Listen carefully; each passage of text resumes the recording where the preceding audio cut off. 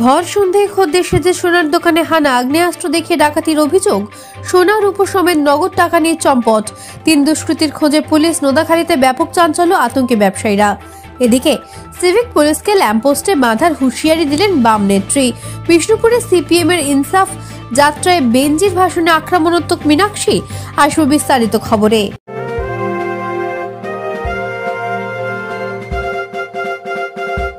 রামকৃষ্ণ বজবজ বিভাগীয় বস্ত্র বিপণী, বজবজ কলেজের সামনে। বৃহত্তর বজবজে পরিবার সহ বসে খাবার মতো একমাত্র শীততাপ রেস্টুরেন্ট কলাপাতা। দেশি বিদেশি খাবারের জন্য অবশ্যই আসুন, কলাপাতা হোম ডেলিভারি ব্যবস্থা আছে।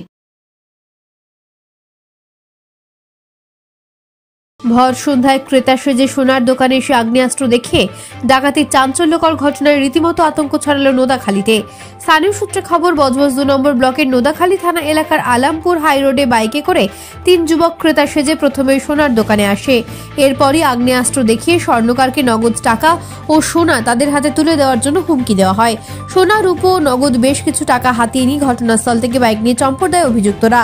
ঘটনায় চাঞ্চল্য ছড়ায় গোটা এলাকায়। খবর দেওয়া হয় বিড়লাপুর তদন্ত কেন্দ্র নোদাখালী থানায়। খবর পেয়ে ঘটনাস্থলে পৌঁছয় পুলিশ। ইতিমধ্যেই ওই সোনার দোকানের মালিক দীপক সামন্তকে জিজ্ঞাসাবাদ করে গোটা ঘটনা তদন্ত শুরু করেছে নোদাখালী থানার পুলিশ। ভর সন্ধে এই লুটপাটের জারপনরাই আতঙ্কে এলাকার ব্যবসায়ীরাও। জানতে পারলাম ওই সন্ধ্যে 6:45 নাগাদ, 8:45 নাগাদ তিনজনে এসে বাইকে এসে ওকে এই হিসাবে ঢুকলো, মানে সেজে এসে ঢুকে মেশিন দেখিয়ে এবং তালা খলিয়ে যাবতীয় জিনিস নিয়ে চলে গেছে। শোনা যাচ্ছে যে রূপো সোনা যা ছিল মোটামুটি অল্প কম বেশি, আর টাকাও ক্যাশ ছিল সবটাই। মানে খুবই খারাপ অবস্থা জায়গার, এটাই বলতে পারবো। থাকা যায় না। কাস্টমার হিসাবে ভিতরে ঢুকেছে, ঢুকে তারপরে বলছে যে এইটাই করো মেশিন এবং দেখি যেটা অস্ত্র দেখি। আমতলা থেকে ইনসাফ যাত্রার শুরুতেই সিভিক পুলিশকে হুঁশিয়ারি বাম নেত্রী মীনাক্ষী মুখার্জির। ঝাঁঝালো ভাষণে গাছে বা পোস্টে বাঁধার হুমকি দিলেন তিনি।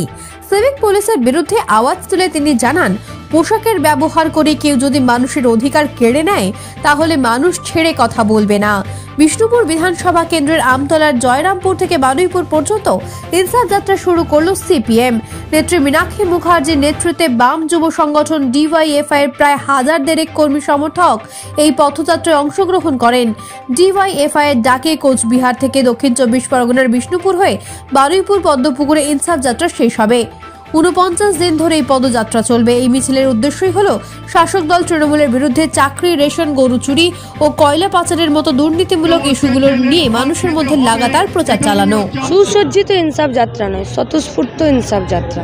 সাধারণ মানুষ নিজেরা এসেছে, নিজেদের ইনসাফের দাবিতে এই রাস্তায় তারা পথ হাঁটছেন।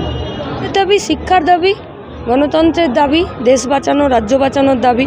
এই চোরগুলোকে আর দাঙ্গাবাজগুলোকে দেশ ছাড়া, রাজ্য ছাড়া করতে হবে। তুমি যদি মানুষের অধিকার কেড়ে নেবার জন্য পোশাকের ব্যবহার করো, মানুষ তো ছেড়ে কথা বলবে না। নেপথ্য ভাষ্যে ডোনা জানার সঙ্গে নোদাখালী ও বিষ্ণুপুর থেকে ঋত্বিকা দাসের রিপোর্ট বার্তা এখন। রামকৃষ্ণ বজবজ বিভাগীয় বস্ত্র বিপণী, বজবজ কলেজের সামনে। বৃহত্তর বজবজে পরিবার সহ বসে খাবার মতো একমাত্র শীততাপ রেস্টুরেন্ট কলাপাতা। দেশি বিদেশি খাবারের জন্য অবশ্যই আসুন, কলাপাতা হোম ডেলিভারি ব্যবস্থা আছে।